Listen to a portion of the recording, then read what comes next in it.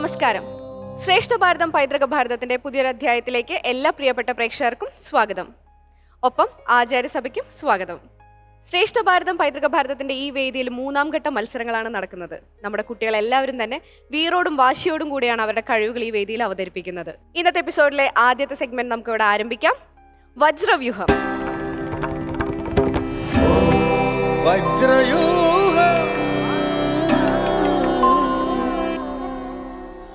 വജ്രവ്യൂഹത്തിന്റെ ഇന്നത്തെ ഈ വേദിയിൽ ആരാണ് മത്സരിക്കാൻ വരുന്നത് നമുക്ക് നോക്കാം. ശരത്തേട്ടാ, ഇപ്പൊ ഇവിടെ എത്താൻ പോകുന്നത് AKNM MAM HSS കാട്ടുകുളത്തിൽ നിന്ന് ആദീഷ് കൃഷ്ണ P, ലക്ഷ്മി PN. നമുക്ക് സ്നേഹത്തോടെ സ്വാഗതം ചെയ്യാം ആദീഷ് ആൻഡ് ലക്ഷ്മി.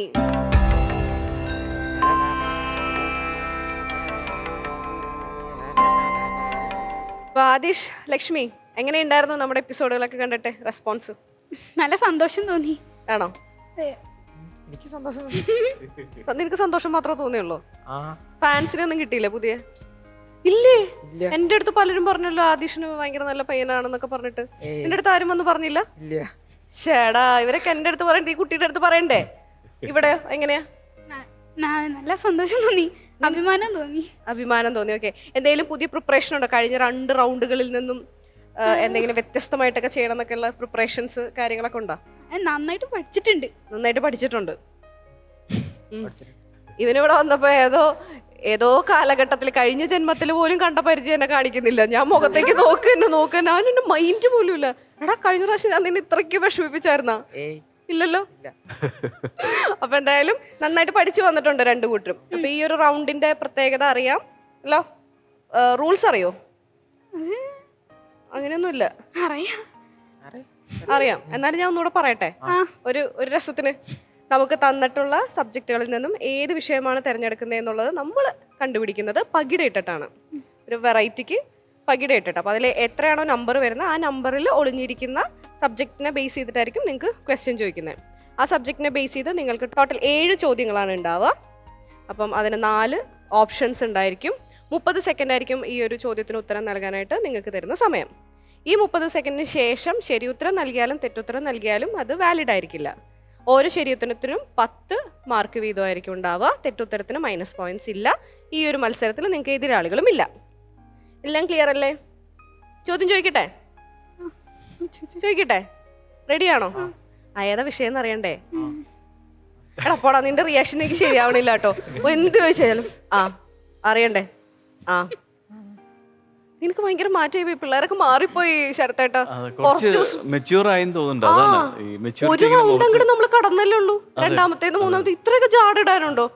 എനിക്ക് സഹിക്കാൻ പറ്റുന്നില്ല. അപ്പൊ നമുക്ക് നോക്കിയാലോ? പകിട ആദീഷിനെ കൊണ്ട് ഇടിപ്പിക്കാം. മൂളിതട്ടോ.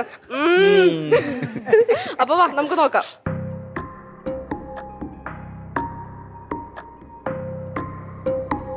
അപ്പൊ ആരാണ് പകിടിടാൻ പോകുന്നത്? ആണോ? എടുത്തോ. നല്ല ആവേശത്തില് പ്രാർത്ഥിച്ചിട്ടോ. അമ്മോ, എത്ര നമ്പർ? 6. അപ്പൊ നമുക്കിനി 6ന്റെ പിന്നിൽ ഏതാണ് വിഷയം നമുക്ക് കണ്ടുപിടിക്കണ്ടേ?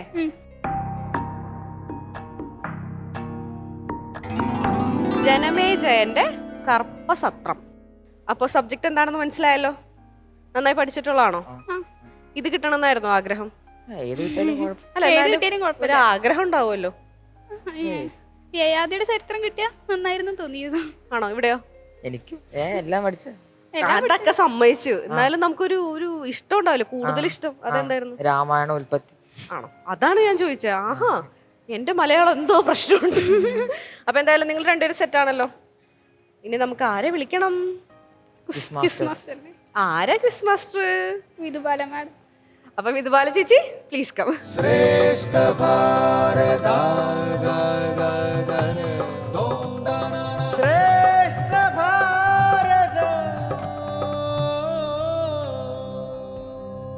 അങ്ങനെ നമ്മുടെ ക്വിസ് മാസ്റ്റർ എത്തിക്കഴിഞ്ഞു. ഇനി ചോദ്യങ്ങൾ കേൾക്കാൻ ഇങ്ങനെ റെഡി അല്ലേ? ഇപ്രാവശ്യം ഒരു വെറൈറ്റിക്ക് ഒരുപാട് ചോദ്യങ്ങൾ ചേച്ചി ചോദിക്കും. ഈ ക്വിസിലുള്ളതല്ലാതെ നമ്മുടെ പല കാര്യങ്ങളും, നമ്മളുടെ കഴിവുകളെ പുറത്തെടുക്കാനൊക്കെ ഉള്ള ഒരുപാട് കാര്യങ്ങൾ ചേച്ചി ചോദിക്കും. അപ്പൊ റെഡി അല്ലേ? അപ്പോ ഇരിക്കാം. All the very best. Prepare ചെയ്തു, കോൺഫിഡന്റ് ആണ്. അപ്പൊ നമുക്ക് തുടങ്ങാം. മോളുടെ ശബ്ദമേ വരുന്നുള്ളൂ. ഒരു ഭരത പറഞ്ഞ പോലെ ആദിഷിന് ശബ്ദം വരുന്നേ ഇല്ല. ഞാൻ പ്രിപ്പയർ ആണ്. രാമായണ ഉൽപ്പത്തിയെ പ്രിപ്പയർ ചെയ്തേ കൂടുതൽ അല്ല, ഞാൻ എല്ലാം പ്രിപ്പയർ ചെയ്തു. പക്ഷെ അതായിരുന്നു കുറച്ചുകൂടി അധികം പഠിച്ചത്. അതെന്തുകൊണ്ടാണ് അത് അധികം കൂടുതൽ പഠിക്കാൻ അങ്ങനെയല്ല, കോൺഫിഡന്റ് ആണ് അത് പഠിച്ചു എന്നുള്ള ഒരു ധൈര്യം വരുന്നത്. ഇതിനും ഏതായാലും നമുക്ക് കിട്ടിയത് ഇതിപ്പോ ജനമേജയന്റെ സർപ്പസത്രമാണ്. അതിൽ നിന്നുമാണ് ചോദ്യങ്ങൾ വരുന്നത്. അറിയാമല്ലോ. നമുക്ക് ആദ്യത്തെ ചോദ്യത്തിലേക്ക് പോവാം. താഴെ പറയുന്നവരിൽ ജനമേജയന്റെ സഹോദരൻ ആരാണ്? Options: A Vishnusenan, B Vaivasvatan, C Shrutasenan, D Shatadhanva. Your time starts now. Option C Shrutasenan. Lock ചെയ്തോളൂ. Wow, not bad. അത്ര കോൺഫിഡന്റാ? അപ്പൊ പിന്നെ എനിക്ക് ലോക്ക് ചെയ്യാതൊന്നും ഓർത്തിയില്ല. Lock C Shrutasenan. ഉത്തരം ശരിയായിരിക്കണം അല്ലേ? അതെ. ഏതായാലും ശരിയാണോ തെറ്റാണോ ചോദിക്കാതിരിക്കാൻ പറ്റില്ല എനിക്ക്. അതുകൊണ്ട് ഞാൻ ചോദിക്കുന്നു, ശ്രുതസേനൻ ശരിയോ തെറ്റോ? ശരി, ഓക്കെ. അതിൽ 10 പോയിന്റ്. അപ്പൊ ആദ്യത്തെ ചോദ്യം നമുക്ക് 10 പോയിന്റ് കിട്ടി. അപ്പൊ നമുക്ക് രണ്ടാമത്തെ ചോദ്യത്തിലേക്ക് പോവാം. ജനമേജയന് അപ്രതീക്ഷിതമായി ഭയമുണ്ടാകട്ടെ എന്ന് ശപിക്കുന്നത് ആരാണ്? A Shringi, B Durvasa, C Atri Maharshi, D Sarama. Your timer starts now. Option D Sarama. Lock ചെയ്യാം. Option D Sarama. സരമ ഉറപ്പാണല്ലോ? ലോക്ക് ചെയ്തോളൂ. ലോക്ക് ചെയ്യാം. Please lock option D Sarama. ഇങ്ങനെ കോൺഫിഡൻ്റ് ആയതുകൊണ്ട് ഞാനൊന്നും പറയുന്നില്ല. ശരിയായിരിക്കണം. ഓപ്ഷൻ ഡി സരമ ശരിയോ തെറ്റോ? ശരിയായ ഉത്തരം. അപ്പൊ രണ്ടാമത്തെ ചോദ്യവും കറക്റ്റായിട്ട് ആൻസർ പറഞ്ഞു. 20 പോയിന്റ് ആയി. എന്താ മോന്റെ ഹോബീസ് എന്തൊക്കെയാ? ഹോബീസ് എന്ന് പറഞ്ഞാൽ വായിക്കും കുറച്ചൊക്കെ ബുക്കുകൾ. എന്ത് പുസ്തകങ്ങളാ വായിക്കുക? ഞാൻ മഹാഭാരതം വായിച്ചു, രാമായണം, അങ്ങനത്തെ ബുക്കുകൾ. മഹാഭാരതം ഫുള്ളായി വായിച്ചു? ഫുള്ളില്ല, രണ്ടാമത്തെ പാട്ട് കുറച്ചുകൂടി ഉണ്ട്. Second part. അപ്പൊ രണ്ടാമത്തെ പാർട്ട് എന്ന് പറയുമ്പോ ഇപ്പൊ ആരുടെ ഇതാണ് വായിക്കുന്നത്? അല്ല, സംസ്കൃതത്തിലാണോ വായിക്കുന്നത്? മലയാളം. മലയാളം. മൃഡാനന്ദ സ്വാമികളുടെ മൃഡാനന്ദ സ്വാമികളുടെ സ്വാമികളുടെ അതാണ് വായിക്കുന്നത്. അവർ അദ്ദേഹത്തിന്റെ തർജ്ജമയാണ് വായിക്കുന്നത്. അപ്പോൾ മലയാളത്തിലായതുകൊണ്ട് പിന്നെ അർത്ഥം പറയേണ്ട കാര്യമില്ല, അതിൽ കറക്റ്റായിട്ട് നിങ്ങൾക്ക് മനസ്സിലാവുന്നുണ്ടാവും.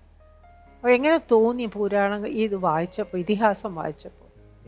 നല്ല എനിക്ക് അത് ഗുണപാഠങ്ങളും എല്ലാം ഉള്ളതാണ്. അത് ഇപ്പോൾ ഈ പ്രായത്തിൽ ആ കഥകൾ, ആ ഗുണപാഠങ്ങൾ അതൊക്കെ വളരെ ഇതാണ്. അതിൻ്റെ ഉള്ളിലുള്ള ഒരു ഫിലോസഫി ഉണ്ട്. അത് മോൾ കുറച്ചും കൂടെ വലുതാവും. ഇത് വായിക്കണം. ഇത് ഓരോ പ്രാവശ്യം, ഇത് ഒരു പ്രാവശ്യം വായിച്ചു കഴിഞ്ഞാൽ പോരാ, 2 പ്രാവശ്യം 3 പ്രാവശ്യം ഇത് വായിച്ചുകൊണ്ടേ ഇരിക്കണം. ഈ മഹാഭാരതം, ഇത് രാമായണവും പുരാണങ്ങളും ഒക്കെ വായിച്ചുകൊണ്ടേ ഇരുന്നാലേ നമുക്ക് അതിനെക്കുറിച്ചുള്ള ഡീപ്പർ നോളേജ് കിട്ടുള്ളൂ. കാരണം ഇത് നമ്മൾ വെറും കഥകളായിട്ട് മാത്രമാണ് നമ്മൾ വായിക്കുന്നത്. പക്ഷേ ഈ കഥകളുടെ ഉള്ളിൽ ഒരുപാട് വളരെ നിഗൂഢമായിട്ടുള്ള കുറേ അർത്ഥങ്ങളും അതിൻ്റെ കുറേ വ്യാഖ്യാനങ്ങളും ഉണ്ട്. അത് മനസ്സിലാക്കിയെടുക്കണം. അത് മനസ്സിലാവുന്ന വേണ്ടിയിട്ട് നിങ്ങൾ പലരോടും ചോദിക്കണം. ചോദിച്ച് മനസ്സിലാക്കണം. അതിനുള്ള സൗകര്യം നിങ്ങളുടെ സ്കൂളിലുണ്ടോ? ഉണ്ടോ? നിങ്ങളുടെ സ്കൂളിൽ എന്തൊക്കെയാണ് പഠിപ്പിക്കുന്നത്? ഞങ്ങൾ സ്കൂളിൽ സംസ്കൃതം, ഞങ്ങൾക്ക് മഹാഭാരതത്തിലെ ഓരോ ശ്ലോകങ്ങളും ഭഗവത്ഗീതയിലെ ശ്ലോകങ്ങളൊക്കെ ഞങ്ങൾക്ക് നന്നായിട്ട് പറഞ്ഞു തരുന്നുണ്ട്. അതിലൂടെ ആ ഭഗവത്ഗീതയിലെ ശ്ലോകങ്ങളുടെ നമ്മൾ അർത്ഥം പറഞ്ഞു തരുമ്പോൾ അതിലുള്ള ഉള്ളടക്കം നമുക്ക് ആദ്യം വായിക്കുമ്പോൾ മനസ്സിലായില്ലെങ്കിൽ അർത്ഥം പറയുമ്പോൾ ഉള്ളടക്കം ഈ ഒരു 4 വരിയിൽ എന്തൊക്കെ ഉണ്ടെന്ന് നമുക്ക് മനസ്സിലാക്കാൻ വളരെ അത്ഭുതം തോന്നും. വളരെ അത്ഭുതം. അത് വായിക്ക അത്ഭുതം കൂടിക്കൊണ്ടേയിരിക്കും. മഹാഭാരതത്തിലെ ശ്ലോകമായിട്ടാണോ പറയുന്നത്? സംസ്കൃത ശ്ലോകം പറഞ്ഞിട്ടാണ് പറയുന്നത്. Okay, very good. ഏതായാലും നമുക്ക് മൂന്നാമത്തെ ചോദ്യത്തിലേക്ക് പോവാം. മൂന്നാമത്തെ ചോദ്യം, ശൃംഗയുടെ ശാപവാർത്ത പരീക്ഷത്തിനെ അറിയിക്കുന്നത് ആരാണ്? Options: A Galavan, B Gauramukhan, C Gangeyan, D Kashyapan. Your timer starts now. Option B Gauramukhan. Lock ചെയ്തോളൂ. ഗൗരമുഖൻ ലോക്ക് ചെയ്യാം. ആജ്ഞാപിച്ച പിന്നെ എനിക്ക് ചെയ്യാതിരിക്കാൻ ഓർത്തില്ല. ഏതായാലും ബി ഗൗരമുഖൻ ലോക്ക് ചെയ്യൂ. ഉത്തരം ശരിയാണോ തെറ്റാണോ? ശരിയാണ്. നിങ്ങൾ ശരിക്കും പ്രിപ്പയർ ചെയ്ത് വന്ന അല്ലേ? വളരെ നന്നായി. ഇങ്ങനെ തന്നെ വേണം നിങ്ങൾ എല്ലാ കാര്യങ്ങളിലും. ഇതിൽ മാത്രമല്ല കേട്ടോ. ഇതിൽ ആരാ ഒരാൾക്ക് ഡോക്ടർ ആവണമെന്നുള്ളത്? എനിക്കാണ് എന്ത് സ്പെഷ്യലിസ്റ്റ് ആവണമെന്നാണ് ആഗ്രഹിക്കുന്നത്? ഹേർട്ട് സ്പെഷ്യലിസ്റ്റ് ആവണമെന്നാണ്. ഹൃദയം. അപ്പോൾ ഹാർട്ടിനെ കയറി പിടിക്കുകയാണ്. ഏറ്റവും ഇമ്പോർട്ടൻ്റ് ആയിട്ടുള്ള ഒരു സ്ഥാനമാണ്. വളരെ ഇതാണ് തൊറാസിക് ഇതാണെന്നാണ് പറയുക. ഒരു തൊറാസിക് സർജൻ എന്ന് പറയും. ഡോക്ടർ ആവണം തോന്നാൻ കാരണം എന്താ? കാരണം ഈ ഡോക്ടറായി കഴിഞ്ഞാൽ മറ്റുള്ളവരെ സേവിക്കാൻ കഴിയും. പൊതുവായിട്ട് പലരും അറിയുന്ന ഒരു കാര്യമാണ് ഡോക്ടറുകൾ. പക്ഷെ എത്രയോ ലക്ഷങ്ങൾ ചെലവാക്കി നമ്മൾ ഡോക്ടറായി കഴിഞ്ഞാൽ പിന്നെ നമുക്ക് ആ പൈസ തിരിച്ചു പിടിക്കാനുള്ള വ്യാമോഹം വരുമോ എന്നാണ് ഞാൻ ആലോചിക്കുന്നത്. അങ്ങനെയൊന്നുമില്ല. അങ്ങനെയൊന്നും ഇല്ല. ഇന്നിപ്പോ മറ്റുള്ളവരുടെ ജീവൻ ഏതായാലും കുട്ടി ഡോക്ടർ ആവണ സമയത്ത് ഞാൻ തീർച്ചയായിട്ടും ശ്രദ്ധിക്കും. അപ്പൊ ഞാൻ ജീവനോടെ ഉണ്ടെങ്കിൽ ഞാൻ ആലോചിക്കും, ഈ കുട്ടി ശരിക്കും സമൂഹ സേവയാണോ ചെയ്യുന്നത്, ഇല്ലേ കാശ് വേണം, ഇല്ല എന്നല്ല ഞാൻ പറയണം. തീർച്ചയായിട്ടും കാശ് നമ്മൾ ചിലവാക്കുന്നത് നമുക്ക് തിരിച്ചു കിട്ടണം. പക്ഷെ ഇന്നിപ്പോൾ അതൊരു വ്യാപാരമായി മാറിയതുകൊണ്ടാണ് ഈ ഡോക്ടർ തൊഴിലിനോട് നമുക്കൊരു മതിപ്പില്ലാതെ പോയി. അതാണ്. അപ്പോൾ എൻ്റെയൊക്കെ ഒരമ്മാവൻ ചികിത്സ പലതും ചെയ്തിട്ട് ആ പേഷ്യൻറ്റിന് പൈസ കൊടുത്തിട്ട് വരും. അങ്ങനത്തെ ഒരു അമ്മാവൻ എനിക്കുണ്ടായിരുന്നു. അതുപോലെ ഇല്ലെങ്കിലും എന്തു പറയുന്നു, ഇതുപോലെ ചെയ്യൂ. ആ ഇപ്പോൾ നിർധനനായിട്ടുള്ള ഒരാൾ, അയാൾക്ക് യാതൊരു വകയില്ല ഒരു ഓപ്പറേഷൻ നടത്തണം എന്നുണ്ടല്ലോ. ഡെഫിനറ്റ്ലി ഞാൻ സഹായിക്കും. ഉറപ്പാണോ? ഏതായാലും അയാൾക്ക് പൈസ സഹായിക്കും എന്നാണ് പറയുന്നത്. എല്ലാ വിധത്തിലും സഹായിക്കും. ഇത് ഒരുപാട് പേര് കാണുന്ന ഒരു പ്രോഗ്രാമാണ്. ഈ വാക്കുകൾ മാഞ്ഞു പോകില്ല. യൂട്യൂബിൽ കിടന്ന് കളിച്ചുകൊണ്ടിരിക്കും. ഡോക്ടറായ നാളെ ഒരു പേഷ്യന്റ് വന്ന് ചോദിക്കും. ഉറപ്പാണ്. മോനെന്താവണമെന്ന് ആഗ്രഹം? എനിക്ക് എഞ്ചിനീയർ ആവണം. എഞ്ചിനീയർ. എന്ത് എഞ്ചിനീയർ? മെക്കാനിക്കലായിട്ട്.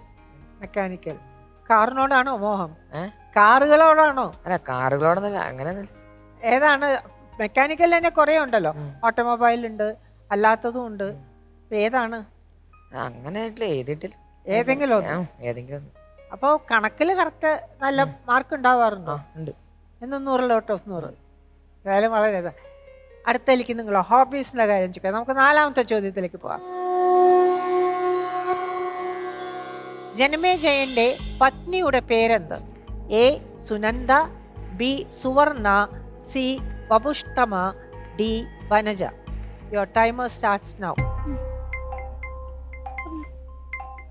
രണ്ടുപേരും തലയാട്ടിയ പോലെ ഉത്തരം പറയണം. C Vapushtama. C Vapushtama. Lock ചെയ്യട്ടെ? Lock. C Vapushtama. C Vapushtama ശരിയോ തെറ്റോ? കറക്റ്റ് ഉത്തരം. അപ്പൊ 4ാമത്തെ ചോദ്യത്തിനും കൃത്യമായിട്ട് പറഞ്ഞു. ഇത് പലർക്കും അറിയാത്ത ഒരു ഇതാണ് ഈ വപുഷ്ടമ. ഇത് ശരിക്കും വായിച്ചാൽ മാത്രമേ ഈ ജനമേജയന്റെ പത്നിയുടെ പേരൊക്കെ നമ്മളുടെ ഓർമ്മയിൽ നിൽക്കുള്ളൂ. അത് വളരെ നന്നായിട്ട് നിങ്ങൾ പ്രിപ്പയർ ചെയ്തിട്ടുണ്ട് എന്നുള്ളത് ഉറപ്പാണ്. Thank you. ഏതായാലും വായിക്കുമെന്ന് പറഞ്ഞില്ലേ, എന്ത് ടൈപ്പ് പുസ്തകമാണ് വായിക്കുക? ഞാൻ ഇതിഹാസ പുസ്തകങ്ങളാണ് ഇപ്പൊ കൂടുതൽ വായിച്ചിട്ടുള്ളത്. പുരാണങ്ങളാണ് വായിക്കുക. അധികം ഞാൻ മഹാഭാരതം അങ്ങനത്തെയാണ് കൂടുതൽ വായിക്കണം. മോൾക്ക് വായനയില്ല. പറയപ്പറ്റ പന്തുരുക്കൽ അങ്ങനത്തെ പുസ്തകങ്ങൾ ഞാൻ പുരാണങ്ങൾ വായിക്കും. പറയപ്പറ്റ പന്തുരുക്കലം അങ്ങനത്തെ ഇത് അതായത് നമ്മളുടെ പൈതൃകത്തിനെ സംബന്ധിച്ചിട്ടുള്ള പുസ്തകങ്ങൾ, അതാണോ കൂടുതൽ താല്പര്യം? അങ്ങനെ എല്ലാ പുസ്തകവും താല്പര്യമാണ്. പക്ഷെ ഞാൻ വായിച്ചിട്ട് എനിക്ക് ഇഷ്ടപ്പെട്ടൊരു പുസ്തകമാണ് പറയപ്പറ്റ പന്തുരുക്കൽ. എന്താ ഇഷ്ടപ്പെടാൻ കാരണം?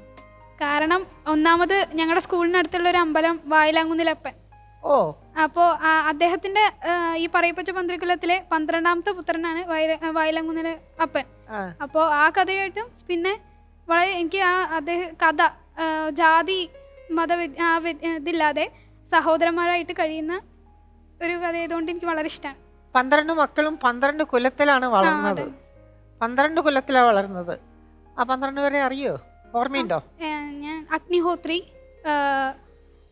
നാരായണത്ത് ഭ്രാന്തൻ, പാണനാര്, പാക്കനാര്, വായിലാങ്കുന്നിലപ്പൻ, തിരുവള്ളുണ്ട്, പിന്നെ സ്ത്രീ കാരക്കലമ്മ, പിന്നെ പാക്കനാർ ചാത്തനുണ്ട്. അകവൂർ ചാത്തൻ അഗൗർ ചാത്തൻ എന്നാ അകവൂർ പറയുന്നത്. ചാത്തൻ അതെ, പെരുന്തച്ഛന്. പെരുന്തച്ഛൻ. പെരുന്തച്ഛൻ. ഏതായാലും അതിപ്പോൾ മോൾക്ക് അതിൽ ഇൻട്രസ്റ്റ് ഉണ്ട്, അത് വളരെ നല്ല കാര്യം. പിന്നെ ഇതിപ്പോൾ ഇന്നത്തെ കുട്ടികൾക്ക് പലർക്കും ആരെയും അറിയില്ല.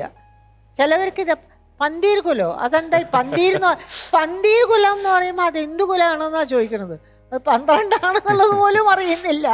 അത്രയും മോശമായിട്ടാണ് ചിലപ്പോൾ എനിക്ക് ചില കുട്ടികളോട് സംസാരിക്കുന്നത്. വളരെ സന്തോഷം നമ്മൾ ഇത്രയെങ്കിലും പറഞ്ഞല്ലോ, വളരെ സന്തോഷമുണ്ട് എനിക്ക്. നമുക്ക് 5ാമത്തെ ചോദ്യത്തിലേക്ക് പോവാം. 5ാമത്തെ ചോദ്യം, പരീക്ഷിത് മഹാരാജാവ് ശമീക മുനിയോട് ചെയ്ത പാതകം മഹർഷി പുത്രനായ ശൃംഗിയെ അറിയിക്കുന്നത് ആര്? Options: A Atri, B Krishan, C Kushadhwajan, D Kashyapan. Your timer starts now. Option B Krishan. Lock ചെയ്തോളൂ. ആ, നിങ്ങൾക്ക് ആൻസർ അറിയുമായിരുന്നു, അതാണ് അത്രയും കറക്റ്റായിട്ട് പറഞ്ഞതല്ലേ? ലോക്ക് ചെയ്യല്ലേ? Please lock option B. ശരിയോ തെറ്റോ? Correct answer. വാവ്, അസലായി. 5 ചോദ്യം കഴിഞ്ഞു, 50 മാർക്കും കിട്ടി. 6ാമത്തെയും 7ാമത്തെയും കൂടെ ചോദ്യം ചെയ്താൽ ഫുൾ മാർക്സ് അടിക്കാം. ഉറപ്പല്ലേ? നമുക്ക് 6ാമത്തെ ചോദ്യത്തിലേക്ക് പോവാം. സർപ്പസത്രത്തിൽ സർപ്പങ്ങളെ സംരക്ഷിച്ച ജലൽകാരുവിന്റെ പുത്രൻ ആരാണ്? A Takshakan, B Vasuki, C Astikan, D Nastikan. Your timer starts now. Option C Astikan. ഉറപ്പാണ്? ഓക്കെ. വാസുകിയല്ല അല്ലേ? അല്ല ആസ്തികൻ. തക്ഷകനും അല്ലേ? തക്ഷക ദ്രംഷ്ടമല്ലേ? ജലൽകാരുവിന്റെ പുത്രൻ ആസ്തികൻ. ജലൽക്കാരുവിലുണ്ടായ പുത്രനാണ് ആസ്തികൻ. ജലൽകാരുവിന്റെ പുത്രനാണ് ആസ്തികന്റെ ആസ്തികനാണ്. ജീവിത ദൗത്യമാണ് ഈ നാഗങ്ങളെ സംരക്ഷിക്കുക എന്നത്. അതായിരുന്നു അദ്ദേഹത്തിന്റെ ഏറ്റവും. ലോക്ക് ചെയ്യാം. നമുക്ക് സി ആസ്തികൻ ലോക്ക് ചെയ്യാം. ഉറപ്പാണല്ലോ? എനിക്കിപ്പോഴും തക്ഷകനാണോ എന്ന് സംശയം.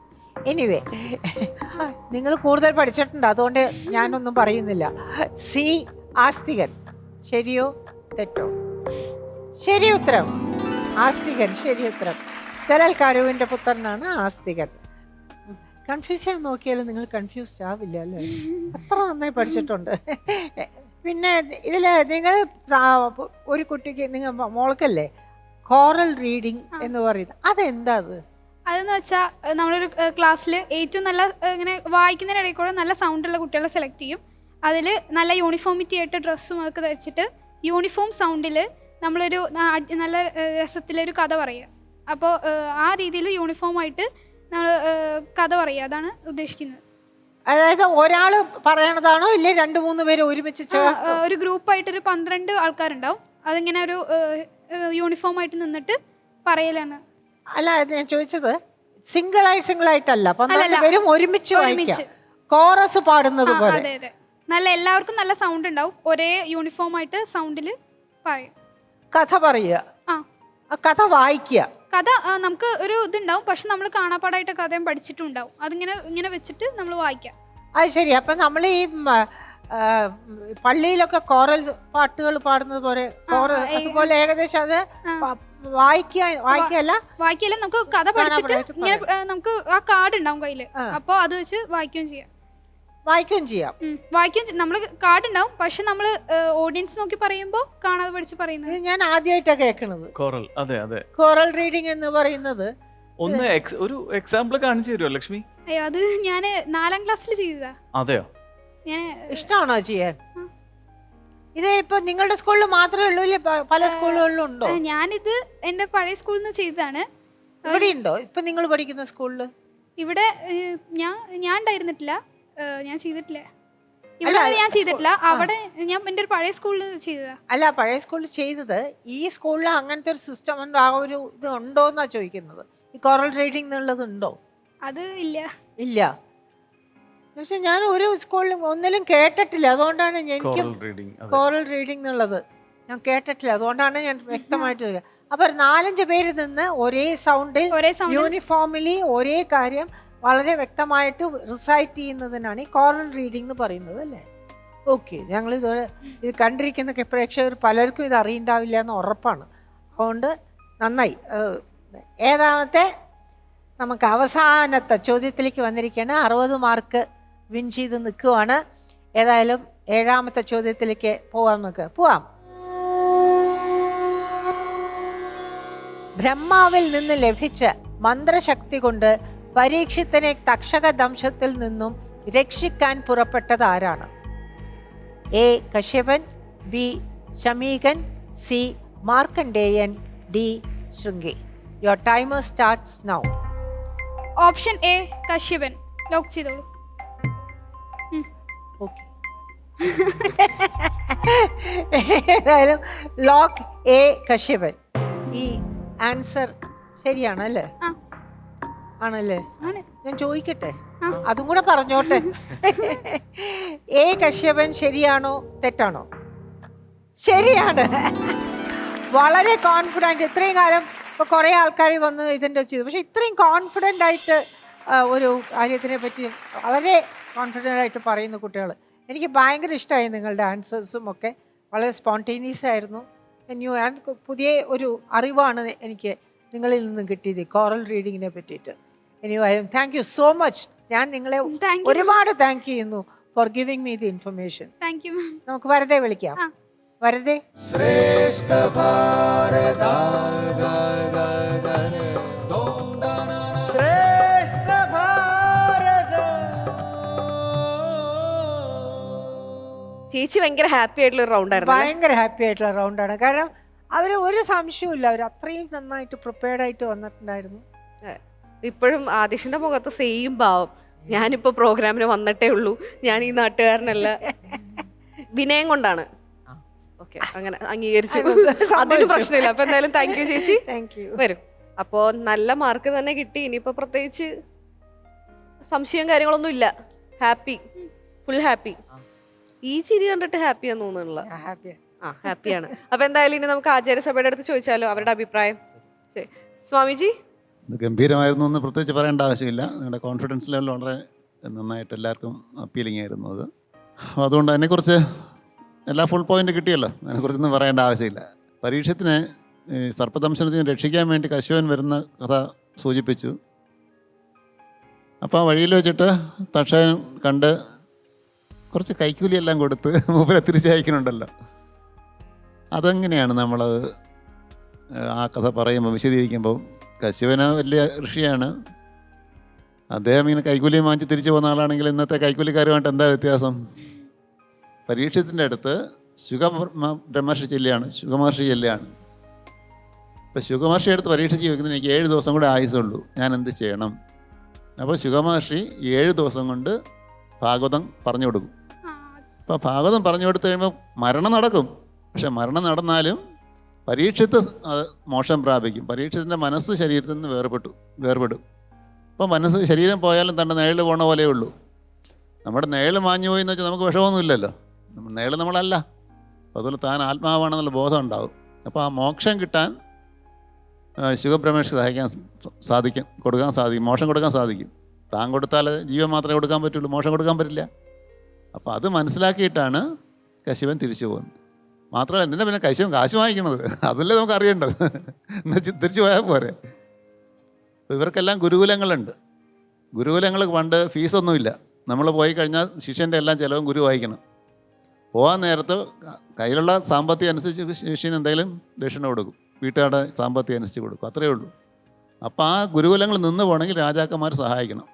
എന്തെങ്കിലുമൊക്കെ അത് കിട്ടിയാൽ, സമ്പത്ത് കിട്ടിയാൽ അവർക്ക് എല്ലാവർക്കും ആഹാരം കൊടുക്കണ്ടേ, പശുക്കളൊക്കെ ഉണ്ടാവും, എല്ലാവരും നോക്കണം. അതിനിപ്പോൾ ചിലവുണ്ട്. ആ ചിലവ് കിട്ടണമെങ്കിൽ അവർക്ക് ദ്രവ്യം ആവശ്യമാണ്. അപ്പോൾ അതിനു വേണ്ടിയിട്ടാണ് ഇവർ യജ്ഞങ്ങളിൽ പങ്കെടുക്കുന്നതും ഇങ്ങനെ രാജാക്കന്മാരെ സഹായിക്കും, അവർ എന്തെങ്കിലും സഹായം കൊടുക്കും. അപ്പോൾ ഈ ഗുരുകുലങ്ങൾ നടത്താൻ വേണ്ടിയിട്ടാണ് ഋഷിമാർക്ക് ധനം ആവശ്യമായിരുന്നത്.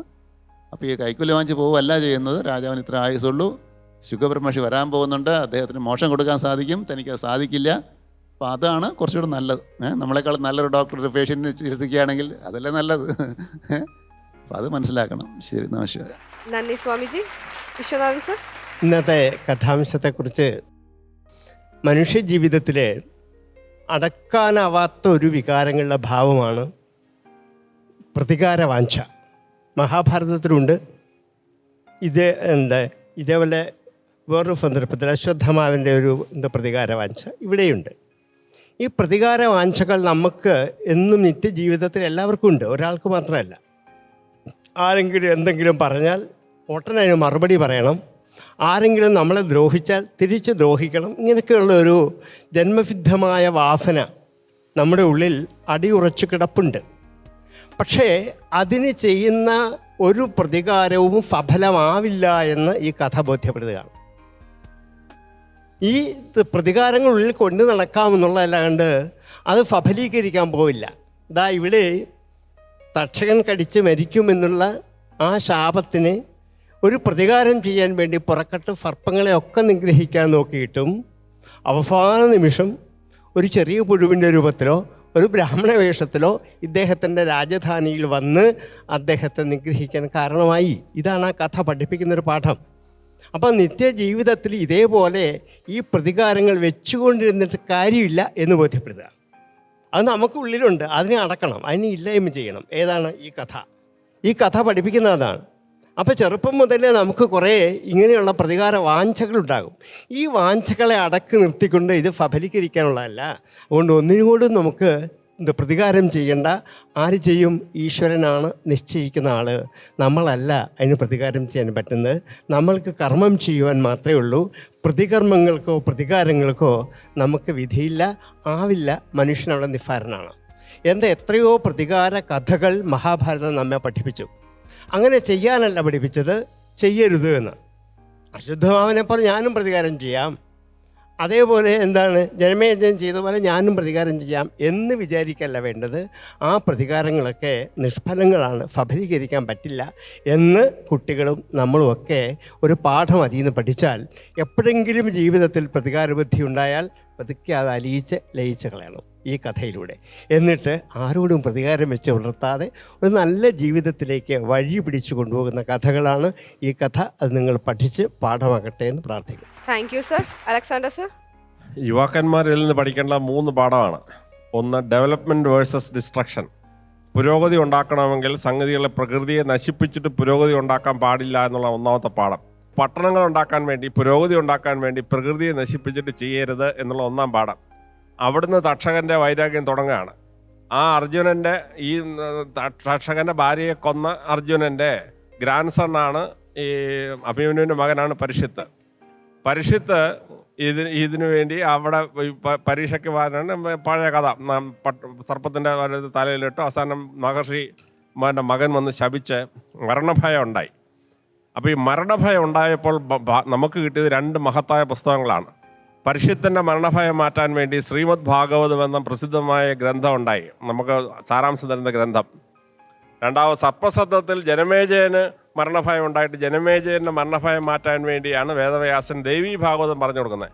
അപ്പോൾ ശ്രീമദ് ഭാഗവതവും ദേവീ ഭാഗവതവും മഹത്തായ 2 പുസ്തകം ഉണ്ടാകുന്നത് ഈ പരീക്ഷിത്തിൻ്റെയും ജനമേജയൻ്റെയും മരണഭയത്തിൽ നിന്നാണ്. അപ്പം മരണഭയത്തിൽ നിന്ന് നമ്മൾ ഭയപ്പെട്ട് നശിച്ചുപോയി നമുക്ക് ഡിപ്രഷൻ അടിച്ച് മരിച്ചു പോകും. പക്ഷെ നമ്മൾ അതിനകത്ത് പോസിറ്റീവ് സെൻസിൽ മരണഭയത്തെ അതിജീവിക്കാനുള്ള വിദ്യ പഠിക്കുക എന്നുള്ള വലിയ സംഭവമാണ് ശ്രീമദ് ഭാഗവത്തിൻ്റെയും ദേവീ ഭാഗവത്തിൻ്റെയും ഉത്ഭവം.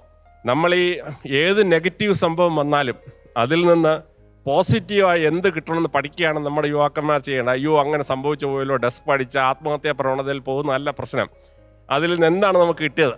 അപ്പോൾ സർപ്പസത്രം അവസാനിച്ച് കഴിഞ്ഞിട്ട് അവിടെ വെച്ച് വൈശമ്പായനൻ വന്നിട്ട് വൈശമ്പായന മുനി ജനമേജയന് പറഞ്ഞു കൊടുക്കുന്നതാണ് മഹത്തായ മഹാഭാരതം. വേദവ്യാസൻ എഴുതിയ മഹാഭാരതം വൈശമ്പായനൻ ഈ സർപ്പസത്രം നടന്ന ഭൂമിയിലാണ് ജനമേജയനോട് പറഞ്ഞു കൊടുക്കുന്നത്. അപ്പോൾ വളരെ നെഗറ്റീവായ ഒരു കൂട്ടക്കൊല നടക്കുന്ന ഒരു സ്ഥലം അവസാനം ഭാരത സംസ്കാരത്തിൻ്റെ ഈറ്റില്ലമായ അല്ലെങ്കിൽ ഗ്രന്ഥമായ മഹാഭാരത സൃഷ്ടിയിൽ കലാശിച്ചു.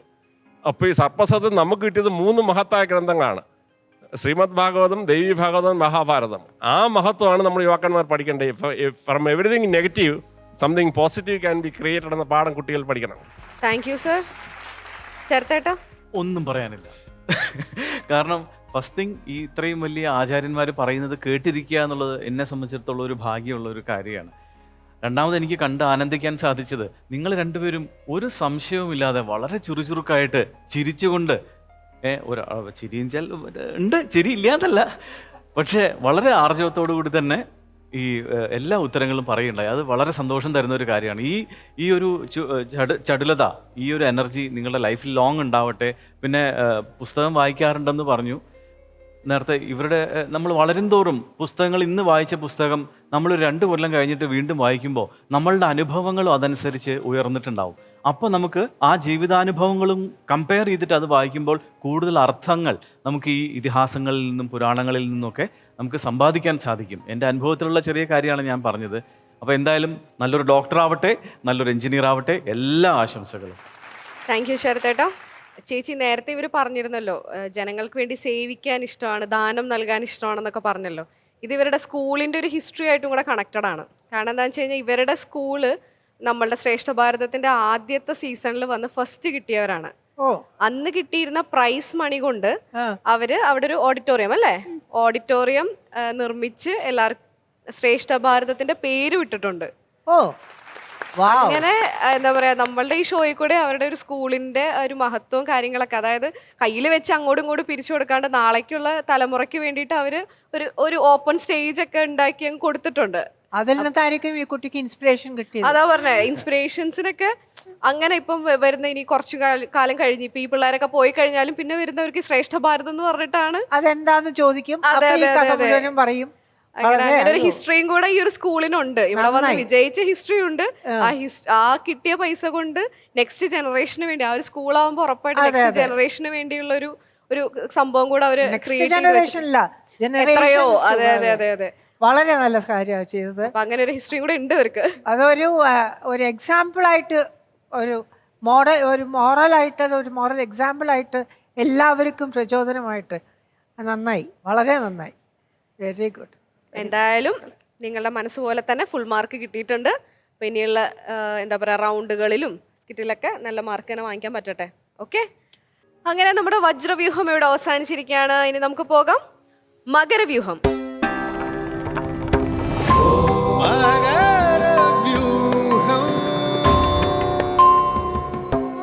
ശ്രേഷ്ഠ ഭാരതം പൈതൃക ഭാരതം മകരവ്യൂഹത്തിൽ എത്തി നിൽക്കുകയാണ്. അപ്പൊ മകരവ്യൂഹത്തിൽ ആരാണ് പെർഫോം ചെയ്യാൻ വരുന്നതെന്ന് അറിയണ്ടേ? നമുക്ക് ചോദിക്കാം ശരത്തേട്ടാ.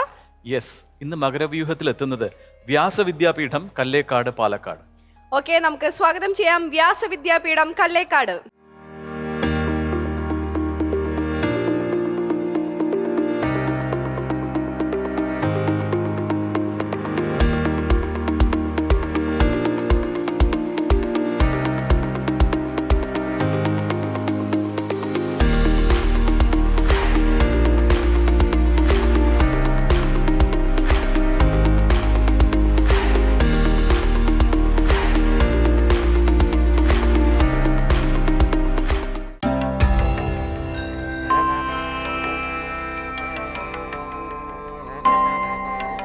അങ്ങനെ നമ്മുടെ കുട്ടികളൊക്കെ അതെ സ്റ്റേജിൽ ഇങ്ങനെ നിരന്ന് നിൽക്കുന്നുണ്ട്, സർവാഭരണ വിഭൂഷിതരായിട്ടും ഭയങ്കര അല്ലേ ഗെറ്റപ്പ് ചേഞ്ചിലൊക്കെ.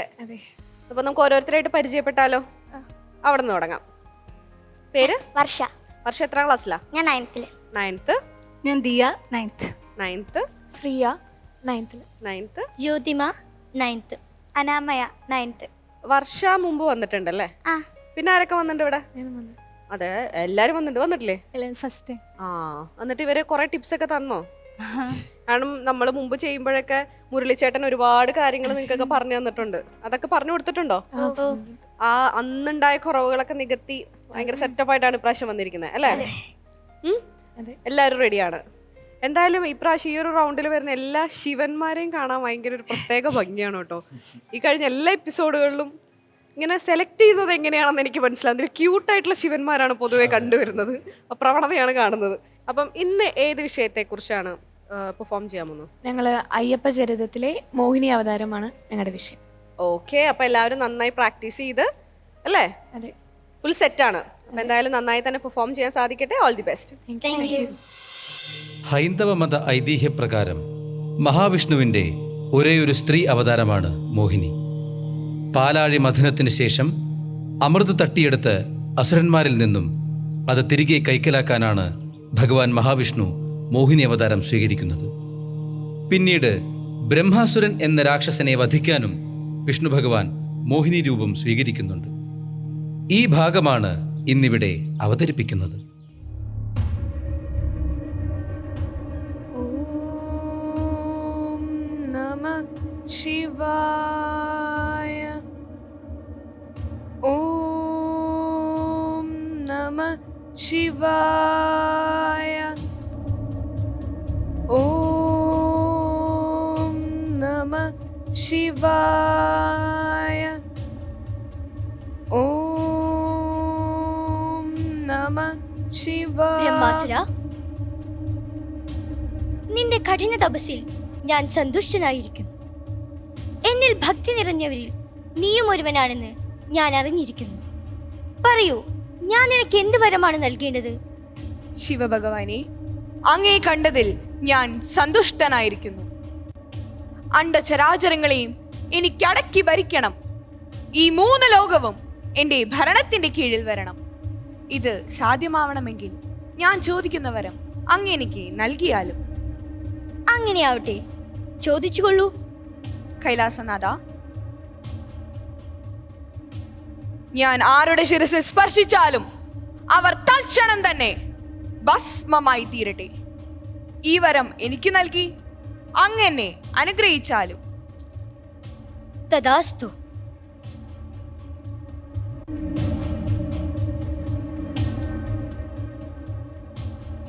ഈ വരം എനിക്ക് നൽകിയ ഭഗവാൻ ശിവനിൽ തന്നെ ഒന്ന് പരീക്ഷിച്ചു നോക്കിയാലോ?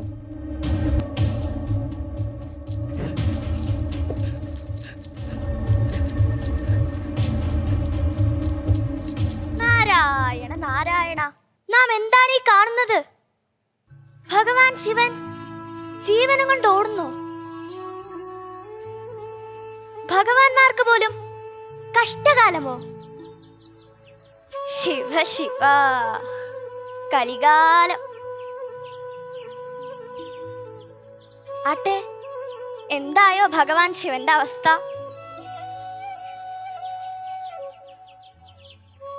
നാരായണ നാരായണ.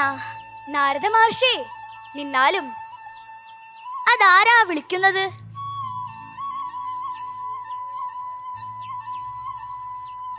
നാരദരേ, ഇത് നാമാണ്.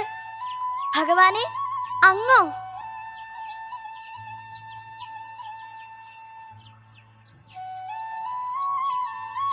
അല്ലയോ നാരദ മഹർഷി, അങ്ങ് എന്തിനാണ് ഈ ഓടുന്നത്? ഞാൻ ഓടുന്നത് ഭഗവാന് കഷ്ടമാണെങ്കിൽ അവിടെ ശിവഭഗവാൻ നെട്ടോട്ടം ഓടുന്നത് കണ്ടാൽ എന്തായിരിക്കും? നാരദരേ, അങ്ങ് എന്താണ് ഈ പറയുന്നത്? സത്യമാണ് പ്രഭു ഞാൻ ഈ പറയുന്നത്. ഭഗവാൻ ശിവൻ തന്നെ തന്റെ ഭക്തനായ ബ്രഹ്മാസുരന് ഒരു വരം കൊടുത്തു. അത് ഭഗവാന് തന്നെ വിനയായി തീർന്നിരിക്കുന്നു. നാരായണ നാരായണ. മനസ്സിലാവുന്ന രീതിയിൽ പറയൂ മഹർഷി. പറയാം. താൻ ആരുടെ ശിരസിൽ കൈവച്ചാലും തൽക്ഷണം തന്നെ ഭസ്മമായി തീരണമെന്നതാണ് ബ്രഹ്മാസുരൻ ചോദിച്ച വരം. എന്നിട്ടെന്താണെന്നോ? ഭഗവാൻ അത് കൊടുക്കുകയും ചെയ്തു. ഓഹോ, പിന്നീട് എന്ത് സംഭവിച്ചു? തനിക്ക് വരം നൽകിയ ഭഗവാനിൽ തന്നെ വരം പരീക്ഷിക്കാനായിരുന്നു അസുരന്റെ ശ്രമം. അങ്ങനെയോ? ഇതാ ഞാൻ ഇപ്പോൾ തന്നെ മോഹിനി അവതാരം എടുത്ത് ആ ദുഷ്ടനെ നശിപ്പിക്കും. ഞാനും ശിവനും ചേർന്ന് ഒരഴകുള്ള ബാലന് ജന്മം നൽകും.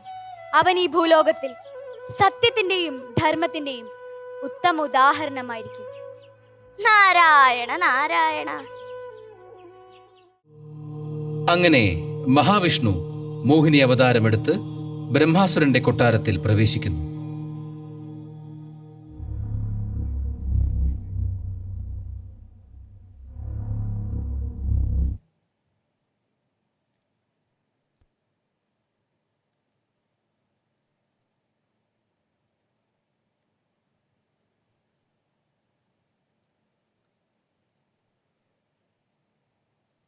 ഒരു നൃത്തം ചെയ്ത് ഇയാളെ വശീകരിക്കാം.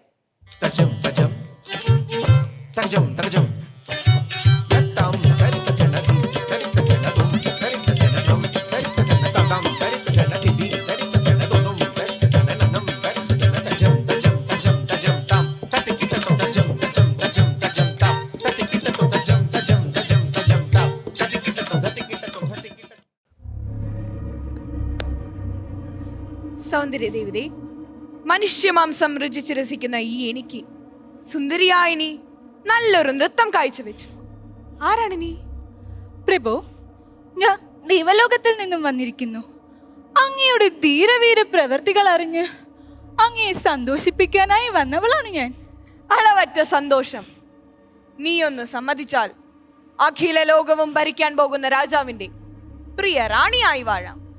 പ്രഭു, അണ്ടചരാചരങ്ങളെയും ഭരിക്കുന്ന അങ്ങയുടെ ഭാര്യയാവാൻ ആരാണ് മോഹിക്കാത്തത്? പക്ഷേ എൻ്റെ ജീവിതത്തിൽ ഒരു ലക്ഷ്യമുണ്ട്. ലക്ഷ്യമോ? അതിനോട് ഈ ബ്രഹ്മാസുരൻ അലംഭാവം കാണിക്കുകയില്ല. അതെന്തായാലും നമ്മോട് പറഞ്ഞാലും ദേവി. എന്നോട് മനസ്സരിച്ച് നൃത്തം ചെയ്യുന്ന ഒരു പുരുഷനെ എന്റെ പതിയായി സ്വീകരിക്കുകയുള്ളൂ എന്നതാണ് എന്റെ ലക്ഷ്യം. ഓ, അതൊരൽപ്പം പ്രയാസമുള്ള കാര്യമാണ്. എങ്കിലും ഒരു ശ്രമം നടത്താം. തുടങ്ങട്ടെ.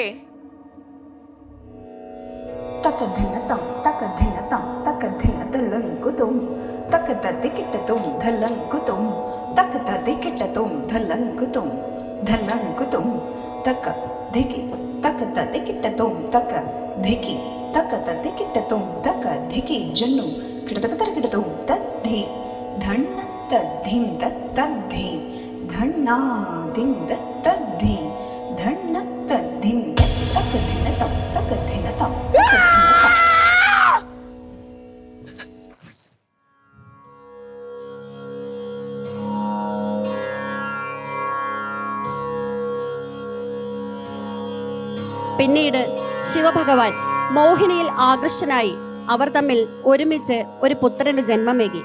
ഹരിയിൽ നിന്നും ഹരനിൽ നിന്നും ജനിച്ച സാക്ഷാൽ ഹരിഹരപുത്രൻ സ്വാമി അയ്യപ്പൻ.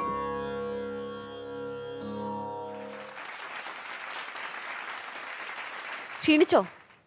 ഇല്ല. ഇല്ല. ഇനി ബാക്കിയുള്ളവർ ക്ഷീണിച്ചോ നോക്കാം. ബാക്കിയുള്ളവരെവിടെ? വരൂ. നാരായണ നാരായണ. ഓക്കെ, മൊത്തത്തിൽ എന്നിട്ട് എങ്ങനെ ഉണ്ടായിരുന്നു ചെയ്തിട്ട്? ഹാപ്പി? എല്ലാവരും ഹാപ്പിയാണ്. നിങ്ങൾ രണ്ടുപേരും ഡാൻസ് അറിയുന്നവരെ തന്നെ വെച്ച് പ്ലാൻ ചെയ്തിട്ട് ക്യാരക്ടേഴ്സ് ചെയ്താ അല്ലേ? എന്തായാലും നമുക്ക് എല്ലാവർക്കും ഇഷ്ടമായി. ഇനി നമ്മളുടെ ആചാര്യസഭയ്ക്ക് ഇഷ്ടമായോ നോക്കണ്ടേ? സ്വാമിജി, നിങ്ങൾ നല്ല കോസ്റ്റ്യൂമാണ്, നല്ല രീതിയിൽ നിങ്ങളത് പ്രസൻറ്റ് ചെയ്തു. ഡാൻസൊക്കെ വളരെ നന്നായിരുന്നു. ആ രീതിയിൽ നിങ്ങളുടെ ഭാഗത്ത് ഒന്നും കുറവൊന്നും എനിക്ക് പറയാനില്ല. പക്ഷെ നമ്മൾ സാധാരണ ഗതിയിൽ ഈ കഥ കേട്ടിട്ടുള്ള രീതി അനുസരിച്ചിട്ട് ഈ ശിവഭഗവാനെ ഓടുന്ന സമയത്ത് അവിടെ ഈ വിവരം നാരദൻ വിഷ്ണുവിനെ അറിയിക്കുന്നു. വിഷ്ണു മോഹിനിയായിട്ട് വഴിയിൽ പ്രത്യക്ഷപ്പെടുന്നതായിട്ടാണ് നമ്മളത് കേട്ടിരിക്കുന്ന കഥ. അതിന് കുറേ കൂടെ ഒരു ഔചിത്യമുണ്ട്. അപ്പോൾ നമ്മൾ സാധാരണ കഥ പറയുമ്പോൾ ശിവന് മോഹിനിയെ കണ്ട് വളരെ കാമാവേശം ഉണ്ടായി എന്നൊക്കെ നമ്മൾ കഥ പറയും. പക്ഷേ ദേവിദേവന്മാർക്ക് ഇങ്ങനെ കാമാവേശം ഉണ്ടാകുന്ന ശിവൻ എന്നൊക്കെ പറഞ്ഞ കാമദേവനെ നിഗ്രഹിച്ച ആളാണ്. അപ്പോൾ അവിടെ കാമാവേശം ഒന്നും ഉണ്ടാകാൻ സാധ്യമല്ല. പക്ഷേ സൃഷ്ടിക്ക് ഈ ധർമ്മസംരക്ഷണത്തിന് വേണ്ടി അധർമ്മിയായിട്ടുള്ള മഹിഷിയെ നിഗ്രഹിക്കണമെങ്കിൽ മഹിഷി വാങ്ങിച്ചിരിക്കുന്ന വരം എന്താ? ഹരിഹരപുത്രനെ മാത്രമേ എന്നെ കൊല്ലാൻ സാധിക്കുള്ളൂ എന്നാണ്. അപ്പോൾ അങ്ങനെ ഹരിഹരപുത്രൻ ഉണ്ടാവണമെങ്കിൽ ഇന്ന് ഈ സന്ദർഭമാണ് അതിന് ഉത്തമമായ സന്ദർഭം. അതുകൊണ്ട് മോഹിനിയിൽ നിന്നൊരു പുത്രൻ ഉണ്ടാകണം. അങ്ങനെ പുത്രൻ ഉണ്ടാകുന്നതാണ് അയ്യപ്പനായിട്ട് പറയുന്നത്, നമ്മുടെ പുരാണങ്ങളിൽ പറയുന്നത്. അപ്പോൾ ഈ ഒരു കഥ ആ രീതിയിൽ കൊണ്ടുവരികയാണെങ്കിൽ കുറച്ചുകൂടെ നമുക്ക് നന്നായിരുന്നു. അപ്പോൾ ആ സംവിധാനത്തിൻ്റെ ഭാഗത്തും സ്ക്രിപ്റ്റിൻ്റെ ഭാഗത്തും ഉള്ളൊരു പൂർണ്ണത എനിക്കത് അനുഭവപ്പെട്ടില്ല. മറ്റുള്ള രീതിയിൽ നിങ്ങൾ നന്നായിരുന്നു. നിങ്ങളുടെ ഭാഗത്ത് അതിനൊന്നും കുറവ് പറയാനില്ല. ബാക്കിയെല്ലാം നന്നായിരുന്നു. അഭിനന്ദനങ്ങൾ. നന്ദി സ്വാമിജി. ചേച്ചി, ഒരു കാര്യം എനിക്ക് വളരെയധികം തോന്നിയത്, ഭസ്മാസുരന് കുറച്ചും കൂടിയൊക്കെ ഒരു എന്താ പറയുക, എനർജി കുറച്ചും കൂടെ ആവായിരുന്നു. കാരണം ആദ്യം ശിവനെ കണ്ട സമയത്ത് എത്രയോ കാലം തപസ് ചെയ്തിട്ടാണ് ശിവൻ പ്രത്യക്ഷപ്പെടുന്നത്. അതിൻ്റെ ഒരു ആഹ്ലാദം കണ്ടില്ല. പിന്നെ ഇതിലെ ഒരു ഡ്രാമയുണ്ട്. ഈ ഭസ്മാസുരൻ എന്ന് പറയുന്ന ആ ഭസ്മാസുര വധം എന്ന് പറയുന്നതും എല്ലാത്തിലും ഒരു ഡ്രാമ. ആ ഡ്രാമ മുഴുവനുമായിട്ട് വന്നില്ല. വളരെ പയ്യെ ആയിപ്പോയി. അത് ഒരു മാറ്റർ ഓഫ് ഫാക്ട് എന്നൊക്കെ പറയില്ല, അതുപോലെ ആയിപ്പോയി. ഏതായാലും നിങ്ങൾ വളരെ നന്നായി ചെയ്തു. ഡാൻസ് നന്നായിരുന്നു. പക്ഷെ ഡാൻസിന് കുറച്ചും കൂടി ഒരു ലെങ്ത് ആവായിരുന്നു. അവിടെയാണ് ഈ ഡ്രമാറ്റിസം കുറയുന്നത്. കാരണം ഇതിൻ്റെ ഏറ്റവും വലിയ ക്ലൈമാക്സ് എന്ന് പറയുന്നത് ഈ തലയിൽ കൈവയ്ക്കുക എന്നുള്ളതാണ്. അതൊരു 2 സ്റ്റെപ്പ് കഴിയുമ്പോൾ തന്നെ തലയിൽ കൈവച്ചു. സമയപരിധിയിൽ നിൽക്കാൻ വേണ്ടിയിട്ടായിരിക്കാം. പക്ഷേ അതിന് കുറച്ചും കൂടി ഒരു ഇമ്പോർട്ടൻസ് കൊടുക്കാമായിരുന്നു എന്നെനിക്ക് തോന്നി. ഏതായാലും അതൊക്കെ മാറ്റി നിർത്തിയാൽ വളരെ നന്നായിരുന്നു നിങ്ങളുടെ പെർഫോമൻസ്. പറഞ്ഞ പോലെ ക്യൂട്ട് ശിവനും ഒക്കെ ആയിട്ട്, അല്ല നാരദൻ്റെ അവിടെ കുറച്ച് നല്ല ഒരു ഉശിരുണ്ടായിരുന്നു നാരദന്, വളരെ നന്നായിരുന്നു. വിഷ്ണു കുറച്ചും കൂടെയൊക്കെ ഒരു എന്താ പറയുക, എന്താ ആരും ഉച്ചയ്ക്ക് ഭക്ഷണം കഴിച്ചില്ലേ? ഏതായാലും ഇത്രയൊക്കെ ഉള്ളൂ, വേറെ പ്രശ്നങ്ങളായിട്ട് കാര്യമായിട്ടൊന്നുമില്ല. ചെറിയ ഒരു 1-2 കാര്യങ്ങൾ നിങ്ങൾ കറക്റ്റ് ചെയ്താൽ വളരെ നന്നായിട്ട് ഇത് പ്രസൻറ്റ് ചെയ്യാൻ പറ്റും. പിന്നെ സ്വാമിജി പ്രസൻറ്റ് ചെയ്ത പോലെ പറഞ്ഞതുപോലെ ഇത് കൊട്ടാരത്തിൽ നടന്നതായിട്ട് ഞങ്ങൾ ആരും കേട്ടിട്ടില്ല. അതുകൊണ്ട് അതൊന്ന് കറക്റ്റ് ചെയ്താൽ മതി. വളരെ നന്നായിരുന്നു. അസലേ. താങ്ക് യു ചേച്ചി. ശരത്തേട്ടാ? ഞാൻ ആദ്യം തന്നെ ക്ലൈമാക്സ് എനിക്ക് നല്ല ഇഷ്ടമായി. അത് ഞാൻ നിങ്ങളെ അഭിനന്ദിക്കുകയാണ്. കാരണം നമ്മൾ വിചാരിച്ചതിനേക്കാൾ ഇപ്പം ഞാൻ ഒരു ആസ് ആൻ ഓഡിയൻ, ഒരു കാഴ്ചക്കാരൻ എന്നുള്ള നിലയ്ക്ക് നിങ്ങൾ നല്ലതായിട്ട് ഡാൻസ് പെർഫോം ചെയ്തിട്ടുണ്ട്. അതാരും തെറ്റിച്ചില്ല. അതൊരു നല്ല കാര്യമായിട്ട് എനിക്ക് തോന്നി. നല്ല എഫേർട്ട് എടുത്തിട്ടുണ്ട് എന്നുള്ള കാര്യത്തിൽ. അപ്പോൾ അതിൽ ഞാൻ പ്രത്യേകം നിങ്ങളെ അഭിനന്ദിക്കുകയാണ്. ഇപ്പോൾ സ്ക്രിപ്റ്റ് വൈസ്, ഡയറക്ഷൻ വൈസും കുറച്ചും കൂടി ഒന്ന് നമുക്ക് കയറ്റിയിരുന്നെങ്കിൽ നിങ്ങളെ നമുക്ക് കൂടുതൽ ഇഷ്ടപ്പെട്ടേനെ. ഇപ്പോൾ ഇഷ്ടപ്പെട്ടില്ല എന്നുള്ളതല്ല, നിങ്ങളിൽ നിന്ന് കുറച്ചും കൂടി നമുക്ക് കാഴ്ച കിട്ടിയേനെ. ഇപ്പോൾ ഫസ്റ്റിൽ മഹാവിഷ്ണു ചോദിക്കുന്നുണ്ട്, നാരദരെ എങ്ങോട്ടായി ഓടുന്നത്? പക്ഷെ ആ സമയത്ത് നാരദന് ഓടുന്നുണ്ടായിരുന്നില്ല. ഡയലോഗിൽ നാരദർ ഓടുന്നതായിട്ടായിരുന്നു, പക്ഷെ ആ നാരദര് അന്ന് അപ്പോൾ ഓടുന്നുണ്ടായിരുന്നില്ല. അല്ലെങ്കിൽ അപ്പോൾ ആ സമയത്ത് നമ്മൾ എന്ത് ചെയ്യണം? ആൾ ഓടുന്നില്ല എന്ന് കാണുമ്പോൾ നാരദരെ എങ്ങോട്ടായി പായുന്നത്, അല്ലെങ്കിൽ ആ രീതിയിലേക്ക് മാറ്റണം ഡയലോഗ്. ശരിക്കും ആൾ ഓടുന്നില്ല അല്ലേ? പിന്നെ മന്ത്രം, ആ നിൽക്കുന്ന ഫസ്റ്റൊക്കെ ആ പോസ്ചറൊക്കെ വളരെ നന്നായിട്ടുണ്ട്. പിന്നെ വിഷ്ണു എടുക്കുന്ന തീരുമാനം വളരെ പെട്ടെന്നായിപ്പോയോ എന്നൊരു സംശയം എനിക്ക് തോന്നി. കാരണം ഇപ്പം നേരത്തെ പറഞ്ഞ പോലെ ആ ഡ്രാമ എഫക്റ്റ്, എന്താ സംഭവിച്ചത്, അപ്പോൾ ഇങ്ങനെയാണ് സംഭവം ആണോ, ഉടനെ തന്നെ തീരുമാനം എടുക്കാതെ അവിടെ എന്തെങ്കിലും ഒരു ഡ്രാമാറ്റിക് എലിമെൻറ്റും കൂടി കൊണ്ടുവന്നിരുന്നെങ്കിൽ നമുക്ക് ആ കഥയ്ക്ക് ഒരു സ്പീഡ് കിട്ടിയേനെ.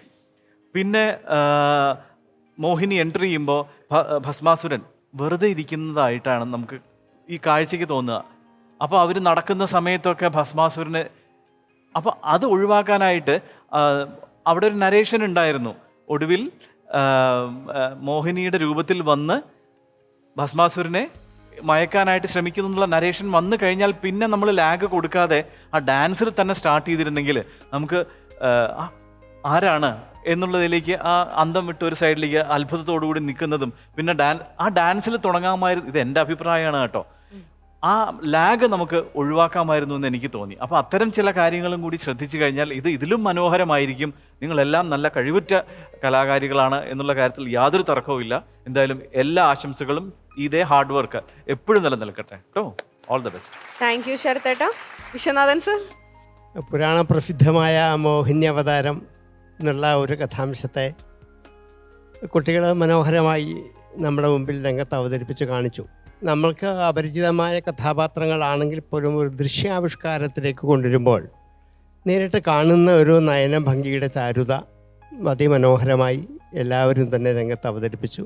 നല്ല നയന ആവിഷ്കാര ചാതുരി ഓരോരുത്തരുടെയും വേഷത്തിലും ഭാവത്തിലും നമുക്ക് ആസ്വദിക്കാൻ സാധിച്ചു എന്നുള്ളത് അല്പസമയമെങ്കിലും ഇവിടെ ഒരു പുരാണ കഥാംശത്തിലേക്ക് ഞങ്ങളെയൊക്കെ എത്തിച്ച് ആ ഒരു ഭസ്മാസുരൻ്റെ അന്തിമത്തിലേക്ക് കാണിക്കാൻ സാധിച്ചത്. അതായത് ആരോടാണെങ്കിലും നമ്മൾക്ക് അവരവരുടേതായ കഴിവിൻ്റെ പരമാവധി മനുഷ്യജീവിതത്തിൽ വിനിയോഗിച്ചുകൊണ്ട് അത് സാധ്യമാക്കാം എന്ന് വിചാരിക്കുന്ന ഒരു ജൽപ്പത്തരത്തിൻ്റെ ഒരാവിഷ്കാരമാണ് വാസ്തവത്തിൽ ഭസ്മാസുരൻ കൂടെ കാണിച്ചത്. പക്ഷേ അത് പറ്റില്ല. അതിൻ്റെയൊക്കെ മുകളിൽ ഒരു ഈശ്വരശക്തി ഉണ്ട്. അത് ഏത് മനോഹരമായ ഭാവത്തിൽ കൂടിയാണെങ്കിൽ പോലും നമ്മുടെ മുമ്പിൽ പ്രത്യക്ഷപ്പെടുക തന്നെ ചെയ്യും. അതെന്തെങ്കിലും ഒരിക്കൽ നമുക്ക് തിരിച്ച് അറിയേണ്ടി വരും എന്നൊക്കെ കുറേ ജീവിത പാഠങ്ങൾ ഈ ചെറിയ കഥയിൽ കൂടി ഈ ഒരു കഥാകാരൻ എന്നുള്ള മട്ടിൽ നമുക്ക് മനസ്സിലാക്കാനുണ്ട്. അങ്ങനെ ഈ നാടകത്തിൻ്റെ ഇതിവൃത്തത്തെയും കഥാംശത്തെയും മനസ്സിലാക്കിയിട്ട് കുട്ടികൾ വേഷം കെട്ടി ആടുമ്പോൾ അത് വെറും വേഷം മാത്രമല്ല, അത് ഞങ്ങൾക്ക് ഈ കഥാംശവും കഥാ അംശവുമായ അഭിനയമല്ല, അനുഭവമാക്കി മാറ്റാൻ പറ്റുന്ന ഒരു സാഹചര്യത്തിലേക്ക് മാറുമ്പോൾ മാത്രമേ ഓരോ കഥാപാത്രത്തെയും നിങ്ങൾക്ക് അനുഭവിച്ചറിയാൻ പറ്റുള്ളൂ. അങ്ങനെ അനുഭവത്തിൻ്റെ പാഠം ഉണ്ടാവട്ടെ എന്ന് ആശംസിച്ചുകൊണ്ട് പ്രാർത്ഥിച്ചുകൊണ്ട് ഇത്രയും സമയം ഞങ്ങളെയൊക്കെ ഒരു അന്തഃപുരത്തിലും ഒരു നൃത്തശാലയിലും ഒക്കെ കൊണ്ടുപോയി ഞങ്ങളെയൊക്കെ ആനന്ദിപ്പിച്ച നിങ്ങൾക്കെല്ലാം ഞങ്ങളുടെ അഭിവാദ്യങ്ങൾ. Thank you sir. Alexander sir? ഈ കുട്ടികളുടെ പ്രായത്തിന് their performance was extraordinary. അത് നമ്മൾ സംബന്ധിച്ചെടുക്കണം. ഒരു മെച്ചുറായ ആളുകൾ അഭിനയിക്കുന്നവരല്ല ഈ കുട്ടികൾ അഭിനയിക്കുന്നത്. അവരുടെ പ്രായത്തിന് they did it very well. പക്ഷേ യുവാക്കന്മാരിൽ നിന്ന് പഠിക്കേണ്ട 2 പാഠങ്ങളാണ്. ഒന്ന്, അവർ പഠിച്ചുകൊണ്ടിരിക്കുന്ന കാലത്ത് ഒരു കുട്ടിയെ കണ്ട് മോഹം തോന്നി ആ പെൺകുട്ടിക്ക് വേണ്ടി ജീവിതകാലം മുഴുവൻ ബലി കഴിച്ച് പഠിത്തവും കളഞ്ഞ് അവസാനം ആത്മഹത്യയിലും പെൺകുട്ടിയോട് പിണയും കഴിയുമ്പോൾ പെൺകുട്ടിയെ കയറി വെടിവെക്കുക, പെൺകുട്ടിയുടെ കഴുത്തറക്കുക, ഇങ്ങനെയുള്ള പരിപാടിയിലൊക്കെ പോവുകയാണ്. അപ്പോൾ ഒരു മോഹിനിക്ക് വേണ്ടി ബലി കഴിക്കാനുള്ളതല്ല ഒരു യുവാവിൻ്റെ ജീവിതം. അവൻ പഠിച്ച് വലിയ നിലയിലെത്താൻ 100 മോഹിനിമാർ അവനെ കാമിച്ച് വരും. ഒരു പെൺകുട്ടി ഒരു പുരുഷന് വേണ്ടി ജീവിതം ബലി കഴിച്ചുള്ളത് പഠിക്കുന്ന കാലത്ത് അവൾ പഠിച്ച് വലിയ നിലയിലെത്തിയ 100 കണക്കിന് യുവാക്കന്മാർ അവളെ കെട്ടാനുണ്ടാവും. അപ്പം അതുകൊണ്ട് ഈ മോഹത്തിന് വേണ്ടി ഒരു മോഹിനിക്ക് വേണ്ടി ജീവിതം പാഴാക്കരുത് എന്ന വലിയ സന്ദേശം യുവാക്കന്മാരെ മനസ്സിലാക്കേണ്ട ഒരു പാഠം. രണ്ടാമത് അവർ മനസ്സിലാക്കേണ്ട ഒരു പാഠം ഭാഗവതത്തിൽ പറഞ്ഞു തരുന്ന പ്രസിദ്ധമായ സംഭവമാണ് ഈ മോഹം കൊണ്ടുണ്ടാകുന്ന, കാമം കൊണ്ടുണ്ടാകുന്ന പ്രശ്നം. അപ്പോൾ വേദവ്യാസന് ഈ ഉപനിഷത്തിന് ഈ ഇതിഹാസത്തെ ഡിഫൈൻ ചെയ്യുമ്പോൾ തന്നെ ധർമാർത്ഥ കാമ മോക്ഷമാണ്. അത് 4 തന്ത്രം പഠിപ്പിക്കാൻ വേണ്ടി പറയുമ്പോൾ ഈ കാമം വന്നാൽ മനുഷ്യൻ എങ്ങനെ നശിക്കുന്നു എന്നുള്ളത് ഭാഗവതത്തിലും മഹാഭാരതത്തിലും പറയുന്ന പ്രസിദ്ധമായ കഥയാണ്. അപ്പോൾ കാമത്തെ കൺട്രോൾ ചെയ്യേണ്ടത് എങ്ങനെയാണ്, ഇല്ലെങ്കിൽ എന്ത് അപകടം പറ്റും, ഈ മഹത്തായ പാഠം മോഹിനി അവതാരത്തിൽ നമ്മൾ പഠിക്കേണ്ട ഒരു പാഠം. യുവാക്കന്മാർ പഠിക്കേണ്ട 3ാമതൊരു പാഠമുണ്ട്. അതെന്താണെന്ന് ചോദിച്ചാൽ താൻ കുഴിച്ച കുഴിയിൽ താൻ തന്നെ വീഴാൻ പാടില്ല എന്നുള്ളതാണ്. അതായത് വരം കൊടുത്ത ആളിന് തന്നെ വരം തിരിച്ചടിച്ചിട്ട് അയാളുടെ മരണത്തിലേക്ക് വരുന്ന അവസ്ഥയിലേക്ക് ഇത് തിരിയുകയാണ്. അപ്പോൾ നമ്മളൊരു കർമ്മം ചെയ്യുമ്പോൾ നമ്മുടെ കർമ്മം നമുക്ക് ചതിയായി ഭവിക്കാൻ പാടില്ല. താൻ കുഴിച്ച കുഴി താൻ തന്നെ വീഴും. അപ്പം നമ്മൾ ഓരോ ആക്ഷൻ ചെയ്യുമ്പോൾ ഈ ആക്ഷൻ റിക്കോയിൽ ചെയ്യാൻ സാധ്യതയുണ്ടോ, എൻ്റെ നാശത്തിലേക്ക് പോകാൻ സാധ്യതയുണ്ടോ ഈ ഡിസിഷൻ എന്ന് മനസ്സിലാക്കും. ഒരു കമ്പനി പോയി നമ്മൾ ഷെയർ എടുക്കാൻ പോവാണ്, ഈ കമ്പനി പൊട്ടാൻ പോകുന്ന കമ്പനിയാണോ എന്ന് മനസ്സിലാക്കിയിട്ട് നമ്മൾ സൂക്ഷിച്ച് ഷെയർ എടുക്കാവൂ. അല്ലെങ്കിൽ ലോകത്തിൽ ആരെയും പറ്റിക്കപ്പെട്ടില്ലെങ്കിൽ ആദ്യം പറ്റിപ്പിക്കുന്നത് മലയാളിയാണ്. എന്തെങ്കിലും ഒരു സംഗതി വന്നാൽ ഈ കാള പറ്റുന്ന കയറെടുക്കരുതെന്ന് മലയാളത്തിൽ പഴമൊഴി ഉണ്ടായത് മലയാളിയുടെ ഒരു സ്വഭാവമാണ്. നൈജീരിയയിൽ നിന്ന് കുറേ ക്രിമിനൽസിനെ പിടിച്ച് ജയിലിലിട്ടു. ഞാൻ ജയിൽ DGP ആയിരുന്നപ്പോൾ അവനോട് ചോദിച്ചു, നീ എന്തിനാണ് ഈ നൈജീരിയയിൽ നിന്ന് കേരളത്തിൽ വന്നത്? അവൻ പറഞ്ഞു, സാറേ ലോട്ടറി അടിച്ചു, 4 കോടി രൂപ ലോട്ടറി അടിച്ചു, 15,000 രൂപ അടച്ചാൽ ഇപ്പോൾ ലോട്ടറി കിട്ടുമെന്ന് പറയുമ്പോൾ മലയാളി കയറി പൈസ അടയ്ക്കും. എടുക്കാത്ത ലോട്ടറിക്ക് എങ്ങനെടാ പ്രൈസ് അടിക്കുന്നത് പോലും മലയാളി ചിന്തിക്കാറില്ല. അപ്പം മലയാളി പറ്റിക്കപ്പെടുന്നത് ഇങ്ങനെ ഏതെങ്കിലും ഒരു മോഹത്തിൻ്റെ പുറകിലാണ്. അതുകൊണ്ട് ഈ മോഹത്തിൻ്റെ പുറകിൽ പോയി അപകടത്തിൽ ചാടുന്നൊരു പാഠം യുവാക്കന്മാർ പഠിക്കണം. അപ്പോൾ ഈ 3 പാഠമാണ് മോഹിനി അവതാരത്തിൻ്റെ ബേസിക്കായ ലെസൺസ്. അത് യൗവനത്തിൽ തന്നെ പഠിച്ചിരിക്കണം എന്നുള്ളതാണ്. Thank you sir. അപ്പം നല്ല കമൻസ് ഒക്കെ കേട്ടു, ഒരുപാട് ഉപദേശങ്ങളൊക്കെ കിട്ടി അല്ലേ, ഭാവിയിലേക്ക് ആവശ്യമുള്ള ഒരുപാട് കാര്യങ്ങൾ കിട്ടി. എല്ലാം മനസ്സിലെടുത്തിട്ടുണ്ടല്ലോ. ഇനി നമുക്ക് മാർക്സ് എത്രയാണെന്ന് അറിയണ്ടേ, അതും കൂടെ ഒന്ന് അറിഞ്ഞു കഴിഞ്ഞാൽ സമാധാനമായില്ലേ. ഓക്കെ, നമുക്കിനി മാർക്സ് ചോദിക്കാം. Swamiji out of 10? 8 out of 10. 8 out of 10. Alexander sir? 9 out of 10. 9 out of 10. Viswanathan sir? 8 out of 10. 8 out of 10. Vidhubala ചേച്ചി? 17 out of 10. 20. 17 out of 20. ശരത്തേട്ടാ? എനിക്ക് എന്തായാലും ഇവർ കലാകാരികൾ തന്നെയാണ്, നല്ല ഡാൻസും കൂടി കാഴ്ചവെച്ചുകൊണ്ട് 17.5. 17.5. അപ്പൊ നമുക്ക് ടോട്ടൽ കിട്ടിയിരിക്കുന്നത് എത്രയാണെന്നറിയോ? Any guess? ഇല്ല അല്ലേ? 59.5 ഔട്ട് ഓഫ് 70. എന്തൊരു സന്തോഷമില്ലാത്ത, ആർക്കും സന്തോഷമില്ല. ഞാൻ എത്ര ആവേശത്തിൽ 59.5 എന്ന് പറഞ്ഞ പോലെ. ഇതിനും കൂടുതൽ എക്സ്പെക്ട് ചെയ്തിട്ടുണ്ടായിരുന്നോ? ഓക്കെ, അതാണ്. സാരില്ല, നമുക്ക് ഇനി കിടക്കല്ലേ, അടുത്ത ഇനി റൗണ്ടുകൾ വരുന്നുണ്ട്. ആ റൗണ്ടുകളിൽ നമുക്ക് കൂട്ടിപ്പിടിക്കാം, അതിനുവേണ്ടി ശ്രമിക്കാം. ഓക്കെ, അപ്പോൾ ഇനി നമുക്ക് അടുത്ത റൗണ്ടുകളിൽ വീണ്ടും കാണാം അല്ലേ. അപ്പോൾ നന്നായിട്ട് തന്നെ അടുത്ത റൗണ്ടുകളിലേക്കുള്ള പ്രാക്ടീസ് ഒക്കെ തുടങ്ങിക്കോ. Thank you.